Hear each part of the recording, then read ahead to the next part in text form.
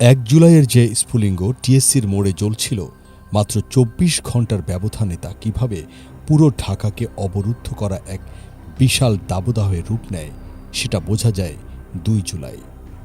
২০২৪ সালের ২ জুলাই ছিল সেই অগ্নিগর্ভ দিন, যা বাংলাদেশের ইতিহাসের গতিপথ চিরতরে বদলে দেয়। সেদিন সকালে ঢাকা বিশ্ববিদ্যালয়ের কেন্দ্রীয় লাইব্রেরি থেকে শুরু হওয়া এক বিশাল প্রতিবাদী মিছিল নীলক্ষেত ও সায়েন্স ল্যাব মারিয়ে যখন ঢাকা হৃৎপিণ্ড শাহবাগ চত্বর দখল করে নেয়, তখন স্তব্ধ হয়ে যায় পুরো রাজধানী। চারদিকে আকাশ বাতাস কাঁপিয়ে প্রতিধ্বনিত হতে থাকে অদম্য এক স্লোগান, কোটা নয় শুধু মেধা, আর ১৮-এর সার্কুলার পুনর্বহাল করো।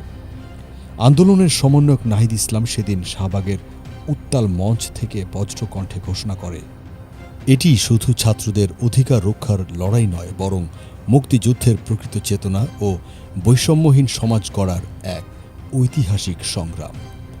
ঢাকার এই ঢেউয়ে কেঁপে উঠেছিল দূর দূরান্তের মহাসড়কও। জাহাঙ্গীরনগর বিশ্ববিদ্যালয়ের ছাত্ররা বীরদর্বে ঢাকা আরিচা মহাসড়ক অবরোধ করে দেশজুড়ে এক সমন্বিত জাতীয় বিক্ষোভের জন্ম দেয়। ৪ জুলাইয়ের আইনি ডেডলাইনকে সামনে রেখে ছাত্রসমাজ সেদিন যে অকুতোভয় বজ্র শপথ নিয়েছিল, কেউ কল্পনাও করেনি যে সেই অবরুদ্ধ শাহবাগী পরবর্তীতে ১৬ বছরের স্বৈরাচারী শাসনের অবসান ঘটিয়ে এক রক্তক্ষয়ী ও গৌরবোজ্জ্বল জুলাই অভ্যুত্থানে রূপ নেবে এবং মেধার এক নতুন বাংলাদেশ গড়বে।